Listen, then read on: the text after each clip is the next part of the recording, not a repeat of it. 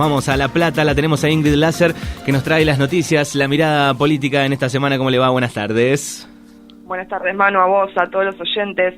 Una semana que tiene algunas noticias internacionales que han tenido repercusión en el país. En este caso, también lo que pasó el domingo pasado en México, que es que, ganó las elecciones Andrés Manuel López Obrador, que es candidato de la izquierda por el partido del Movimiento de Regeneración Nacional.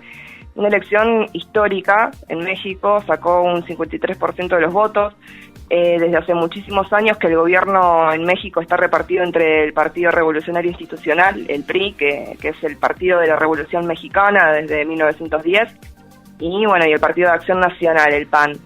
En lo que coinciden, todos sobre el diagnóstico de lo que dejó esta elección en México es que, hay una muestra clara del hartazgo social, ¿no?, de los dos partidos políticos, de la gran violencia que se vive en México, lo que dejó, el gobierno de Peña Nieto con 43 estudiantes desaparecidos, el caso más resonante, ¿no?, el de Ayotzinapa, también los periodistas asesinados, la privatización de empresas públicas y todo un gobierno neoliberal con una política económica tendiente, ¿no?, a la brecha creciente entre pobres y ricos. La verdad es que, que López Obrador haya ganado esta elección significa por lo menos un principio de cambio, ¿no?, en el mapa político de América Latina, que viene hace unos años, ¿no?, desde el 2015, diría esta parte, bastante signada, ¿no?, por los triunfos de gobiernos de derecha o de corte más neoliberal, como es el caso de Sebastián Piñera en Chile, de Iván Duque en Colombia, que ganó las elecciones hace poco, Temer en Brasil, aunque no ganó una elección, es la recuperación, ¿no?, de esta derecha, y también el mismo Mauricio Macri acá en Argentina, ¿no? En México, ya como dije, López Obrador es de izquierda, pero también lo que tiene en su plataforma política es una promesa de justicia social, redistribución de la riqueza, cierta austeridad, ¿no? Algunos gestos, por ejemplo, que he leído en esta semana es que se saque la figura de la primera dama y que no haya, un presupuesto destinado a la primera dama. Eso, por lo menos, es un gesto muy chiquito, pero tiene que ver, ¿no?, con ya una visión política un poco más diferente de lo que venía pasando. También otras de las cuestiones que busca es la lucha contra la corrupción. Así que la verdad es que distintos líderes, ¿no?, de Latinoamérica dieron su apoyo a López Obrador, hablaron de esperanza, sobre todo frente al retroceso, ¿no?, que implican los gobiernos populares en América Latina desde hace unos años, como venía diciendo.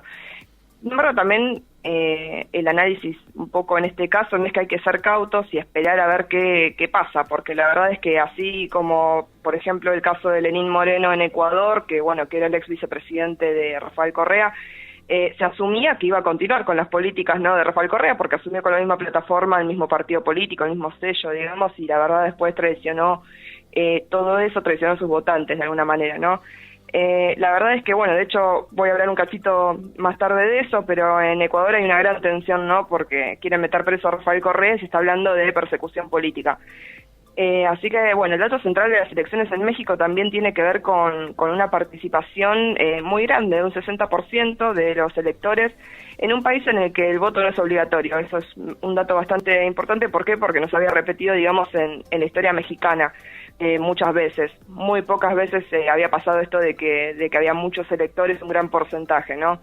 Uh-huh. Lo que también es importante destacar es esto del hartazgo, ¿no?, que decía antes. En México, la verdad es que la cifra de desapariciones de personas es muy alta, se calculan unos 30.000 desaparecidos durante el gobierno de Peña Nieto, que fue, Peña Nieto asumió en el 2012 y, sigue en el gobierno hasta ahora.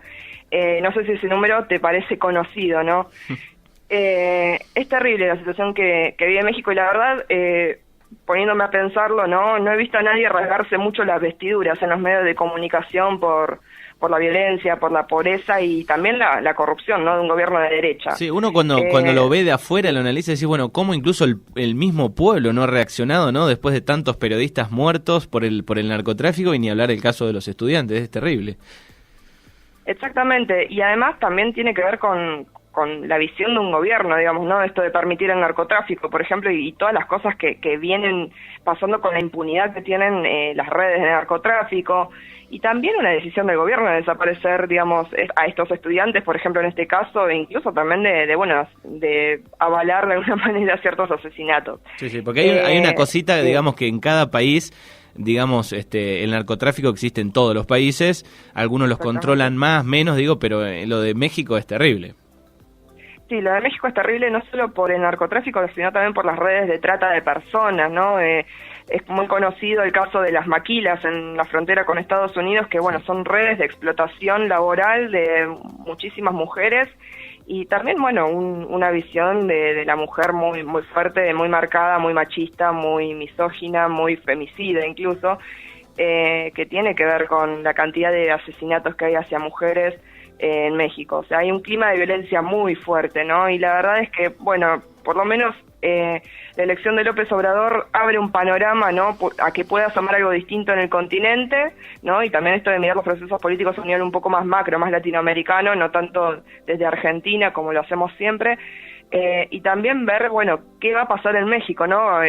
Con este nuevo gobierno, que es un gobierno que no se ha visto en la historia mexicana desde 1910, desde la Revolución Mexicana. Entonces, bueno, es importante seguir mirando a ver qué es lo que pasa en ese país. Bien. ¿Qué otro tema hay para este miércoles? Sí, bueno, la contracara, ¿no?, de lo que pasó en México, en América Latina también, estamos hablando de Ecuador, ¿no? Algunos líderes ganan elecciones, otros son buscados por Interpol. Bueno, el otro tema es, como dije antes, la orden de captura del expresidente ecuatoriano Rafael Correa, y la justicia ecuatoriana, bueno, ordenó ayer la extradición y la prisión preventiva de Correa. Se lo relaciona con el secuestro de un ex legislador que se llama Fernando Balda, y supuestamente este secuestro fue durante su presidencia en el año 2012. Correa, bueno, denunció esta medida judicial, ¿no?, como parte de una campaña de persecución política en su contra, porque, bueno, como dije antes, en la otra parte, el gobierno que hay actualmente en Ecuador es el de su ex vicepresidente, Lenín Moreno, que desde hace un año a esta parte, ¿no?, está bastante encarnizado, particularmente con la figura de Correa, ¿no? Lo que pasa con el denunciante, que es Fernando Balda, es que también se volvió opositor a Correa de la noche a la mañana, ¿no? Entonces suena bastante extraño que denuncie un hecho que pasó en el 2012, hoy 2018, y del que realmente no hay ninguna prueba contundente, salvo unas cartas que Correa dice que nunca le llegaron. Bueno, obviamente no nos vamos a poner a defender a nadie acá, ¿no? Pero digo, no es muy contundente realmente las pruebas que presentó el denunciante. La medida la solicitó el juzgado después de que Correa no se presentara el lunes en Ecuador a cumplir, digamos, con el pedido de la jueza de la causa, ¿no?, que quería que vaya cada 15 días a partir del 2 de julio en una sala de lo penal en Quito, que es la capital de Ecuador, ¿no? Entonces, Correa, digamos, sí se presentó en el consulado de Bélgica, porque él está residiendo en Bélgica actualmente, en Bruselas, porque su mujer, digamos, es de allá, así que, bueno, está viviendo ahí desde que dejó la presidencia. En el momento en que se presentó al consulado ecuatoriano, lo que dijo es que quería cumplir con esas exigencias, ¿no?, judiciales, a pesar de que no estuviera de acuerdo absolutamente con nada de lo que estaba pasando, ¿no?, porque, bueno, justamente repitiendo esta cuestión de que era una persecución política y judicial. Pero bueno, más allá de que se presentó en el consulado, la jueza desestimó esa presentación y por eso la cosa está así, ¿no? Entonces, esto, digamos, no es casual, esto forma también parte de un escenario, ¿no?, a nivel latinoamericano, en el que hay maniobras muy similares. Lo podemos ver, no voy a andar mucho en esto, ¿no?, pero basta citar el caso de Brasil, que es muy puntual, digo, lo que pasó con Lula en Brasil, que sigue preso, pero bueno, actualmente es candidato a la presidencia en Brasil, más allá de estar preso en Curitiba. También las causas que hay contra la expresidenta Cristina Fernández de Kirchner acá en Argentina, digo, no son muy originales para generar estas cuestiones, ¿no? Entonces, hay una ola que no sabemos si es persecución política. Yo puntualmente diría que sí, porque, digamos, las causas que hay no tienen un sustento realmente coherente, por lo menos. Ya lo hemos hablado incluso en el caso de Lula, que bueno, que el juez Moro lo metió preso por una convicción más que por una prueba fehaciente. Entonces, la verdad, hay como un panorama en el que estos casos no son aislados, sino que se van repitiendo a nivel continental. Sí, es como que atrás de todo hay un entramado que proyecta y arma un poco todo esto en cada país, ¿no? Sí, ni hablar. Siempre yo digo esto, ¿no?, de que los procesos en América Latina están muy ligados entre sí. Si vamos observando a través de la historia de los distintos países de América Latina por décadas, nos damos cuenta de que la mayoría vivimos los mismos procesos políticos, algunos con más intensidad, otros con menos, pero siempre hay como cuestiones muy similares, ¿no? Entonces, tanto las derechas como las izquierdas latinoamericanas tienen muchos puntos en común, muchos puntos de encuentro, y bueno, y claramente por ejemplo, es uno, ¿no? En este contexto de un auge de los gobiernos de este corte más neoliberal, o por lo menos más conservadores, tiene estas características, ¿no? Un fuerte uso del poder judicial para perseguir de alguna manera a opositores, a dirigentes opositores. Así que la verdad es interesante ir viendo este panorama también cómo está yendo en contrapunto, ¿no?, con lo que va pasando en México. Justamente estos mismos líderes latinoamericanos como Lula, como Cristina, como Nicolás Maduro, como también, México encima tiene la mala suerte de estar pegado a Estados Unidos. Nosotros por lo menos estamos acá en el fondo, sí, ¿no? Nosotros estamos lejos, pero ojo, porque la verdad, justamente hoy es el aniversario de la independencia de Estados Unidos, y muchos funcionarios de gobierno fueron a la embajada de Estados Unidos, ahí muy contentos, se sacaron fotos y todas esas cuestiones, ¿no? Así que la verdad es como, no estamos pegados, pero hay una oligarquía y hay, digamos, muchas oligarquías en los países de América Latina que tienen muchas ganas de mirar a Estados Unidos y de estar más cerca de Estados Unidos. Así que la verdad, no sé si la geografía nos beneficia o no. La verdad, no sé si la geografía es un punto en el que podemos pensar para ver estos vínculos. Claro, ¿no? Geográficamente no, pero estamos ligados al fondo, digamos. Estamos ligados al fondo, exactamente. Bueno, y hablando del fondo, estamos en el país, ¿no? Vengo para Argentina. Tenemos los números de la inflación de junio, los posibles números, ¿no? Y bueno, por favor, le voy a pedir que sea dulce porque es la semana de la dulzura. No, te voy a pedir disculpas. Caramelos ácidos.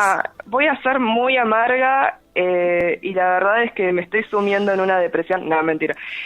Bueno, la verdad es que salieron estos días unos relevamientos, ¿no?, de la inflación del mes de junio que registran una inflación mensual del 3,8% a nivel nacional. Esto muestra, digamos, una gran aceleración a lo que fue el mes de mayo, que tenía un 2,6%, ¿no? Entonces, si querés, esto tiene como una parte dulce en realidad, porque hay otras consultoras que son mucho más pesimistas, que muestran hasta un 4,2% a nivel, digamos, nacional para el mes de junio. Así que la verdad, un crecimiento muy grande de la inflación, una gran diferencia, ¿no? Y bueno, según dijo el ministro Duhovne, el señor Chocoarroz, Baldío, ya no sé cuántos apelativos ponerle al ministro de Hacienda para presentarlo, pero bueno, según Duhovne, el gobierno apuesta que, digamos, la inflación cierre el año alrededor del 27%. ¿Qué pasa con que cierre el 27% la inflación? Son 2 puntos más, un poco más de 2 puntos en realidad, que la inflación que se registró en el 2017 según datos del INDEC. Así que las consultoras, igual, sobre todo la consultora Elipsis, calcula que va a llegar más cerca del 30% la inflación anual del 2018, pero bueno, mientras tanto paritarias del 15% para todos y bueno, otra cosa, ¿no? Esto de la inflación justamente, y acá sigo sumiéndome en lo amargo, porque la semana de la dulzura conmigo no va a aparecer, es que bueno, que hay una gran pérdida del salario real, no hay un poder adquisitivo que crezca en este sentido, ¿no? O sea, si tenemos el mismo salario congelado desde el principio de año por lo menos, y las cosas, digamos, están cada vez más caras, claramente hay una gran pérdida de ese poder adquisitivo. La verdad es que, bueno, en ese sentido también otra de las noticias de esta semana es que cambian las caras, pero no cambia, digamos, el modo de ajustar de parte del gobierno con la sociedad, ¿no? Javier Iguacel, que es el reemplazante de Aranguren en energía, dijo que en septiembre y octubre ya vamos a tener nuevos aumentos en las tarifas de luz y gas, y también, bueno, justificó el aumento en los combustibles, ¿no? Diciendo que Argentina tiene la nafta más barata de la región. O sea, siempre tenemos todo súper barato, no lo merecemos, tenemos que castigarnos, ¿no? Es increíble la capacidad del gobierno para meter culpa discursivamente, ¿no? Lo que siempre decimos acá, el esfuerzo para el gobierno lo tienen que hacer siempre los laburantes y la clase media, ¿no? Nunca el gobierno porque, bueno, no sé, ellos son unos campeones de la economía, ¿no? Y la otra falacia que siempre gira en torno al gobierno, en el discurso por lo menos del gobierno, es que vivíamos en una mentira, ¿no? De que, bueno, que en realidad tenemos que tener conciencia de que las cosas son caras. O sea, perfecto, o sea, yo no tengo ningún problema, hagamos un ejercicio consciente del uso de la energía, ¿no? Por ejemplo, pero sin pegarle en el bolsillo a la gente, ¿no? La verdad es una característica importante esto, porque no hay que dejar pasar así como así que los que nos gobiernan digan que tenemos la culpa de querer vivir dignamente. Digo, por ejemplo, tener una estufa al máximo si realmente hace mucho frío. De hecho, sé que en la zona está nevando, allá, nevó en Pigüé, así que sí, la verdad es que imagino el frío que debe hacer allá y la gente con la estufa viendo a ver si la bajamos un poquito porque nos va a llegar la factura de gas muy alta. La verdad es que esta actitud, ¿no?, del gobierno es terrible. Digo, el otro día Lidita Carrió diciendo que la clase media deje propina, ¿no?, porque de eso vive mucha gente.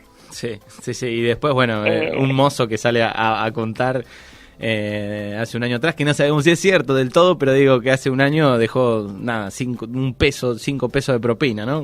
5 pesos de propina, sí, ella igual lo ratificó, en su Twitter, Lidita Carrió dijo que sí, que le había dejado 5 pesos de propina, pero que bueno, que en realidad era porque no tenía más plata en la billetera y se había comido 2 tostados y un café con leche, y que bueno, que cuando vaya a La Plata, que tenía que hacer un recorrido de 200 kilómetros, porque este caso ocurrió acá en La Plata, y 200 kilómetros de La Plata a Buenos Aires no hay 56 kilómetros de La Plata a Buenos Aires, o sea, un desconocimiento hasta geográfico tiene esta mujer.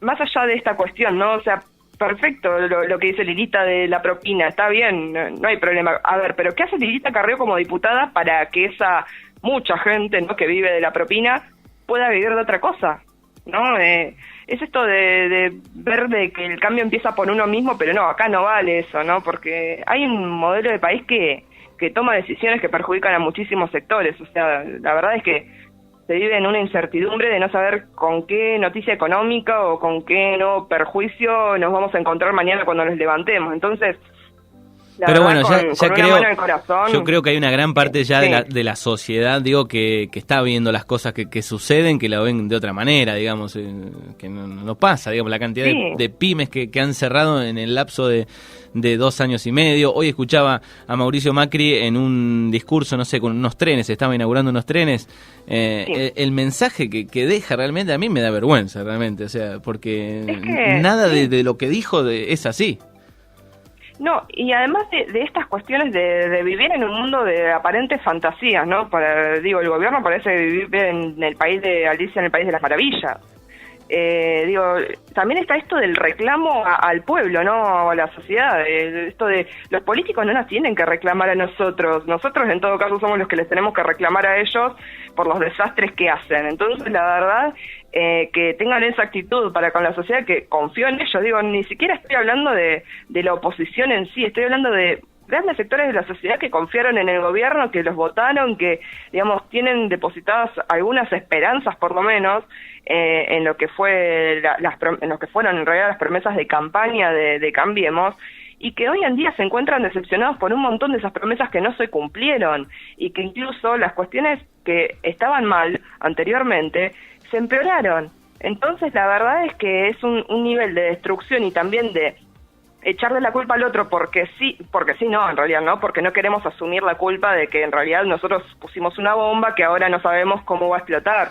Sí. Hay un poco, me parece terrible. Que hay un poco, digamos, que en algún momento le sirvió como discurso echarle la culpa, poner al gobierno anterior y después ese mensaje de, bueno, vamos para adelante, pero ya, digamos, no funciona más eso.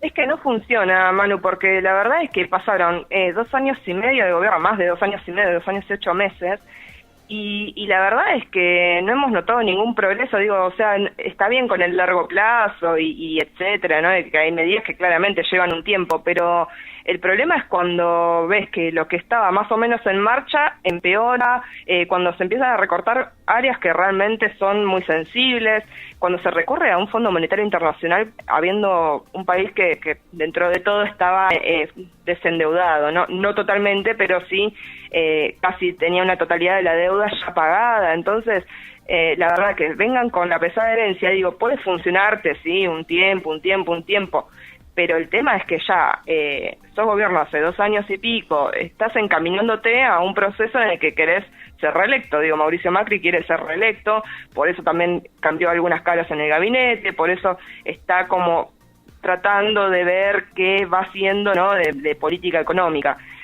La verdad es que ese discurso ya queda un poco añejo, ¿no? No sirve, no cuaja más.